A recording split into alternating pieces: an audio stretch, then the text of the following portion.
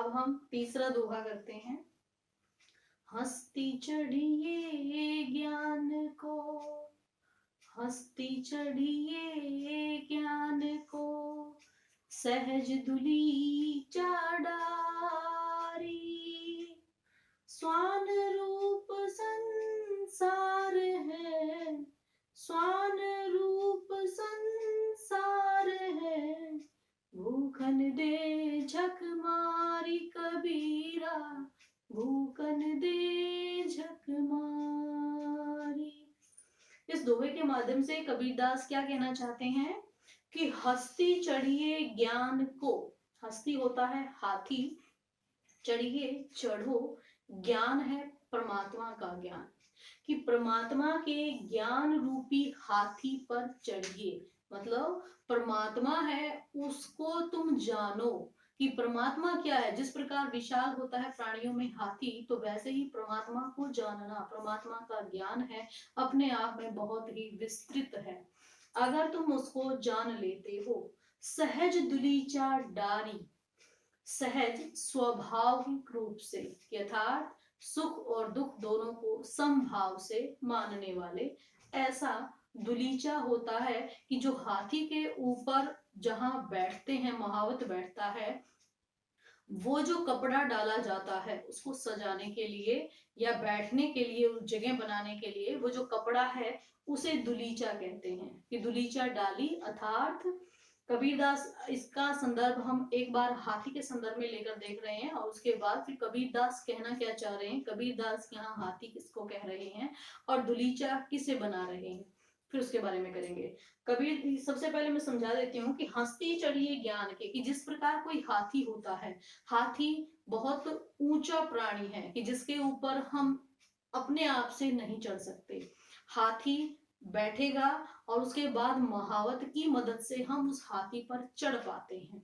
और हाथी के ऊपर हमेशा एक दुलीचा, एक कपड़ा जो रेशमी भी हो सकता है, या ये कह सकते हैं कि सजावटी या सुंदर सा एक कपड़ा बिछा हुआ होता है, जिससे हाथी आकर्षक लगता है।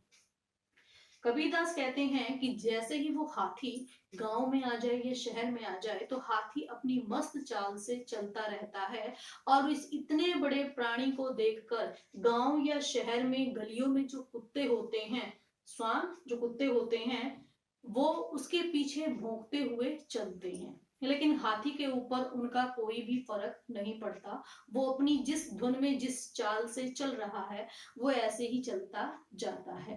तो उसी संदर्भ में कबीरदास समझा रहे हैं कि हम भक्त जिन्होंने परमात्मा को अपने हृदय में खोज लिया है, या जो अपने अंदर ही परमात्मा का निवास मानते हैं और बाहरी सांसारिक चीजों में वो उसे नहीं खोजना चाहते, ऐसे साधक हाथी के समान हैं। उनका ज्ञान हाथी जैसा है, अर्थात विशाल है। और जब हमें ये ज्ञान हो जाता है कि परमात्मा हमारे अंदर ही है, हमें बाहर की चीजों में परमात्मा को खोजने की जरूरत नहीं है, तब ये जो हमारी स्थिति आती है, हम संसार से अपने आप को अलग कर लेते हैं। हमारे लिए सांसारिक मोह माया की जो चीजें हैं वो सहज स्वाभाविक हो जाती हैं, क्योंकि हमारा ध्यान परमात्मा में है। तो हमारे लिए वो स्थिति उस दुलीचे के समान है कि जो हाथी पर कपड़ा बिछा रहता है, जिसको कोई फर्क नहीं पड़ता कि हाथी बैठ रहा है, खड़ा हो रहा है, या कौन उसके ऊपर विराजमान हो रहा है। तो वो सहजता रूपी दुलीचा है हमारी स्थिति, जब हम परमात्मा को अपने भीतर खोजते हैं। फिर कबीरदास समझाना चाहते हैं कि स्वान कुत्ते के जैसा है, कौन, ये संसार। क्योंकि संसार के लोग हैं, वो नहीं चाहते कि कोई भी व्यक्ति है वो परमात्मा को अपने अंदर खोजे और अपने ज्ञान को बांटता फिरे। संसार के सभी लोग एक दूसरे की टांग पकड़कर खींचते हैं। वो ये दिखाना चाहते हैं कि हम ही ज्ञानवान हैं, हमने ही धर्म ग्रंथ या वेद पुराण पढ़े हुए हैं। वो अपने ज्ञान को श्रेष्ठ मानते हैं और उस साधक के ज्ञान को वो व्यर्थ समझते हैं। तो इसलिए कबीरदास ने ऐसे लोगों के लिए कहा है कि वो लोग तो इस संसार में कुत्ते के जैसे हैं, जो दूसरों के ऊपर भूखते ही रहते हैं, मतलब जिनका काम ही लोगों को कुछ कहना है। तो आइए अब इसकी व्याख्या समझ लेते हैं कि कबीरदास कहना क्या चाह रहे हैं। हस्ती चढ़िए ज्ञान को, कबीरदास कहते हैं कि तुम परमात्मा के ज्ञान रूपी हाथी पर विराजमान हो जाओ, अर्थात उस परमात्मा को अपने अंदर ही खोजो। तुम्हें स्वाभाविक रूप से पता चल जाएगा कि जो परमात्मा है वो बाहरी आडंबर में नहीं है, वो हमारे अंदर ही निवास करते हैं। और जब तुम्हें परमात्मा का वो ज्ञान हो जाएगा, सहज दुलीचा डारी, और जो सांसारिक उपभोग की चीजें हैं, जो सांसारिक वस्तुएं हैं, जो मोह माया है, जो पारिवारिक बंधन है, ये सारे के सारे उस दुलीचे के जैसे स्वाभाविक हो जाएंगे, अर्थात जो निश्चिंत रूप से उस हाथी पर ढका रहता है, तो वैसे ही हमारे लिए ये सारी चीजें मोह माया, ये सब चीजें हमारे लिए व्यर्थ की हो जाएंगी, हमारे लिए सुख और दुख दोनों संभाव हो जाएंगे।